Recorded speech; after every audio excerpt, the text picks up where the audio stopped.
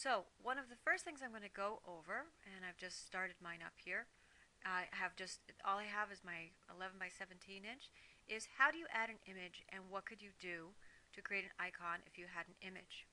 Now icons are simple line drawings. Here's another past student example. He created them all large over here and then transferred them on. This is from when it had to be 27. For the 6-week class, it's only 17. So you guys have it a little bit easier. But icons are simple line drawings, so we generally stay away from shading and just use flat colors and outlines. So back to mine over here, I'm going to talk first about how to add an image. I'm going to go to File, Place to add the image. And I'm going to browse, and I have an image called strawberry, which I misspelled. There it is. And I'll hit Place. So it's kind of here just like following my cursor around. If I click, it brings it in at its original size, and here it is. I'm just going to do that again. If I do File, Place again, find my misspelled strawberry. Where's my strawberry? This time I'm going to draw out a space, and then it places it in. So it's always referencing my original file, just so you know, but that's a way that either I could, if I just click, it brings it in its original size. If I already know I want to scale it down, I could draw out the space. Now if you look on Blackboard, your icons do have a specific size that they have to be, which doesn't mean necessarily you have to create a box, but you're going to space that out with your guides. And basically the width and the height of these guys should fit within those boxes. I believe it's 1.5 inches by 1.5 inches. But for the sake of being able to view and to work comfortably, I'm going to first work with this larger, and then I'm going to make it smaller. So this is my layer 1 is the layer that has my images. I'm going to lock that layer so I don't move it or manipulate it by accident. I already created a second layer here, but you just do that by creating that icon. Sorry, clicking on the Create New Layer icon. And now I'm going to be working on layer 2. I'm going to go over here to my toolbar, and I'm going to take the pen tool. Now I already have this set up to red, but I've gone over this in other exercises.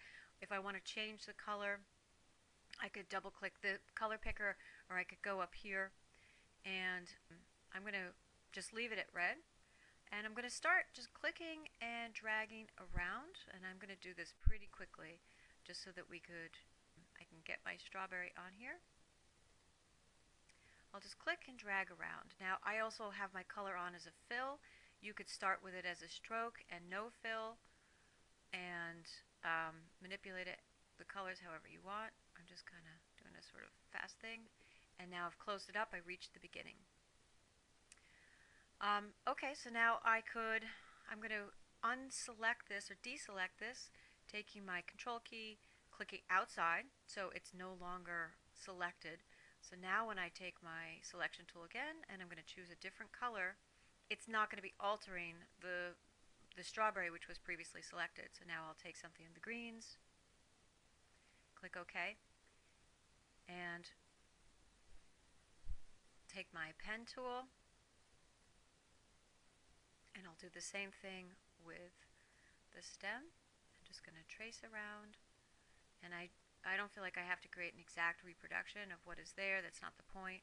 I'm just using it as a guide, essentially. Oh, a bit too much. And just bring it back to where I started. Okay. Not so perfect looking, but I'm just trying to do it very quickly. So as I was painting, I'm going to click on my strawberry again. I just took my regular selection tool, clicked on the strawberry area. If I don't want to see this with a completely opaque, I could go up to my options bar and I could lower the opacity of that. And I also could turn off my strawberry layer underneath, which I highly recommend, so now I can really kind of see what it looks like. If I also find, though, that the drawing that I have on layer 2 is preventing me from being able to see, now I want to go and kind of trace the little dots in the strawberry, that would be a really good reason. Again, with my selection tool, I'll select the strawberry to lower that opacity way down, and I can always bring this back up again. And now I can continue drawing So now I'm going to change my color so I can get something kind of on the yellowish side. Double click the foreground color and get something kind of yellowish.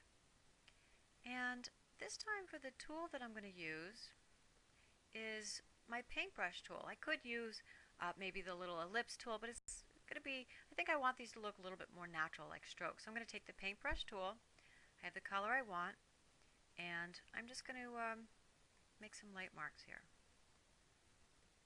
And I would just go and keep doing this until I get all the ones I want, and I'm not going to fill this in just for the sake of example. I could also do these at a lower opacity as well. So I could start painting them in if I want to have some variation, some at lower colors, so on and so forth. Okay, so let's just say that I'm done. I'm happy with that, but other things that you could do. I'm going to select that strawberry again and bring that opacity back up so we can see it. Other things you could do, you could take the pen tools, you could manipulate the points as we did in the type portraits. You could make some of those curves if you want. And I'm going to turn off the strawberry layer so I can see what my icon looks like.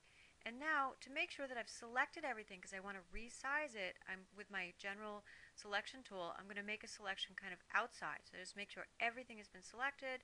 And I'm going to grab one of the corner points and holding the shift key down to lock the proportions.